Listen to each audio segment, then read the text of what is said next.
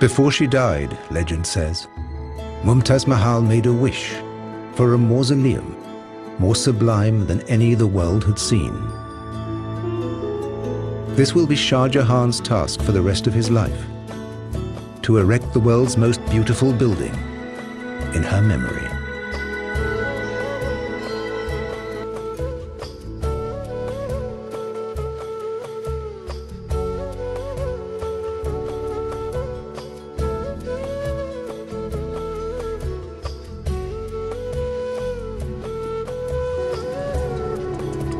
The Great Mogul's engineers dig deep wells to below the water table. Then they fill them up with rocks and mortar. On this base, the master builders erect stone columns, linked together by massive arches.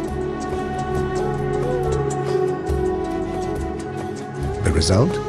A solid mountain of stone to support the foundation slab of the building, protecting the Taj from the currents of the Yamuna River forever.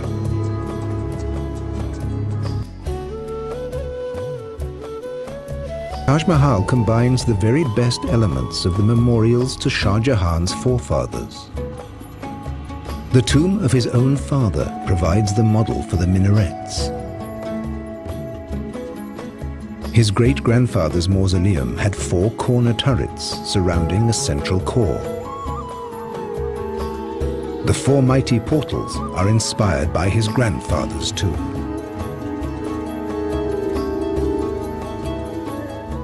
And Shah Jahan took the form of the Great Dome from the memorial to a famous ancestor. Different models, united in perfect harmony. An optical trick went into the building of the minarets too. They leaned slightly outwards. If they were truly vertical, they would seem to be leaning inwards. By leaning away from each other, they look perfectly upright. And that brings another advantage. In an earthquake, the minarets would collapse outwards, sparing the Taj and its mighty dome.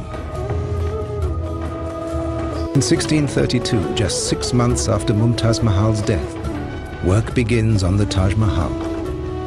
It will be the greatest building project of the age. Some say that over 20,000 workers slaved on the building. A court chronicler captures the scene. And from all sides of the imperial territories were assembled troop after troop of skilled men, stonecutters, inlayers, and those who do carving in relief, each one an expert in his craft, who began work together with the other laborers. Millions of bricks are baked on the spot for the shell of the building. The Taj rises at record speed. The white marble for the Taj Mahal comes from quarries at Makrana in Rajasthan, still in use today.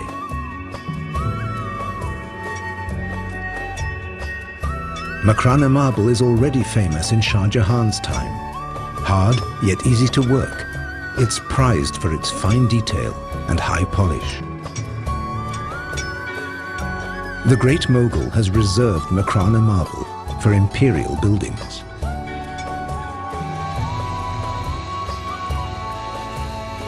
The marble slabs are carried more than 400 kilometers to the site of the Taj Mahal.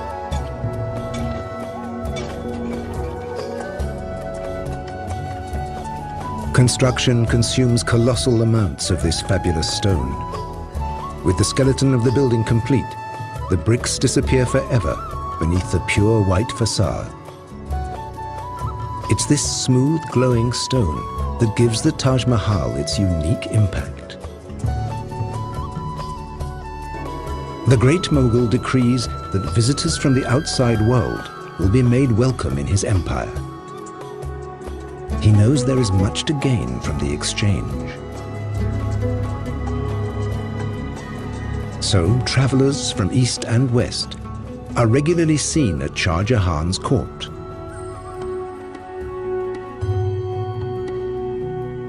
Europeans can easily be spotted by their exotic headgear.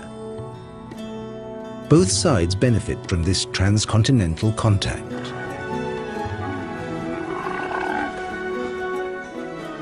The Europeans are drawn by the precious fabrics, spices, and gemstones. European merchants pay with silver and bring new ideas to the Mughal Empire.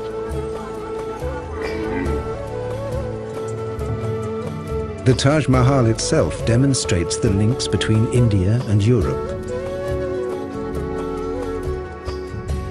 Sumptuous stone flowers adorn the filigree marble latticework and cover the entire interior of the Taj Mahal.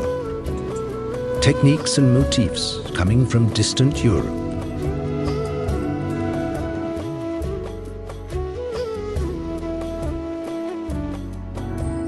These mosaics of semi-precious stones are called pietra dura.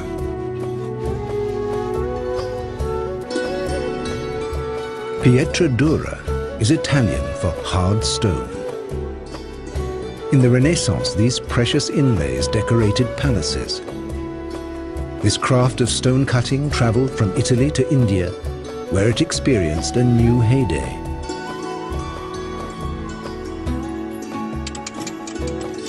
In the Pietra Dura workshops of India, the techniques haven't changed in hundreds of years. Many families have been doing this for 17 or 18 generations. These are the direct descendants of the craftsmen who worked on the Taj Mahal.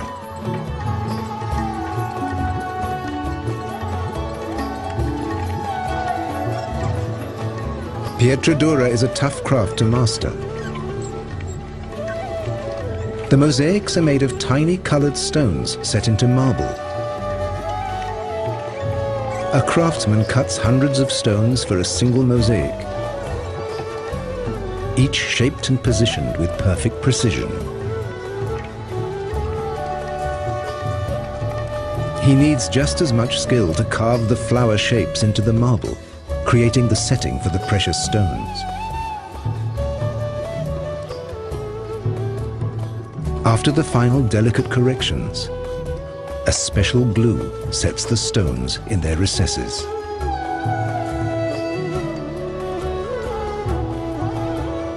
Painting in stone is one of the glories of Indian craftsmanship. But no chronicles record the names of the artists who decorated the Taj Mahal.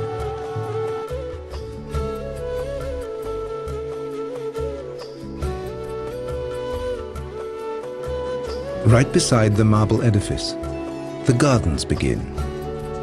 Der Garten The garden is the heart of the Taj Mahal. stellt ein It's an earthly picture of the paradise of the Quran. die Grundfläche Two paths divide the terrain into 4 squares. geteilt und die Kanäle The channels along the paths represent the rivers of paradise in the Quran.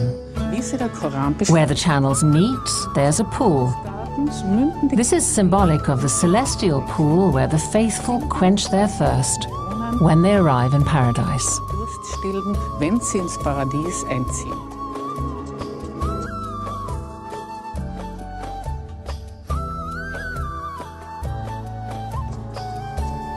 Partly because its Mughal architects used some remarkable optical tricks. The first view of the monument is framed by the main gate. As the visitor moves closer, the Taj Mahal seems to get smaller.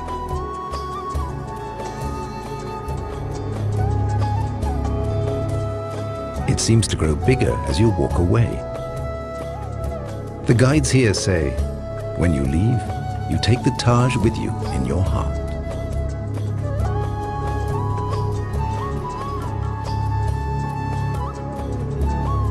Taj Mahal is deeply symbolic. Eine symbolische The worldly elements and other buildings are all clad in red sandstone. Bau. Es ist White is reserved for the mausoleum. This is to be a building of enlightenment, an earthly representation of the heavenly house where Mumtaz Mahal will live for eternity. The pure white stands for the spirituality and faith of the person buried here. begrabenen. The mausoleum and garden form an indivisible unity. And the interior of the mausoleum itself is modeled after the 8 paradises of the Quran. 8 chambers surround the central space beneath the dome. Mumtaz Mahal's coffin lies here. Before long, it attracted pilgrims from far and wide. At the center of the mausoleum is the Holy of Holies, the most splendid room in the Taj Mahal, the final resting place of Shah Jahan's bride. The Taj Mahal conceals a final mystery. The coffin seen in the mausoleum is only a cenotaph, an empty monument. Mumtaz Mahal lies in a secret marble chamber below. There she rests, undisturbed.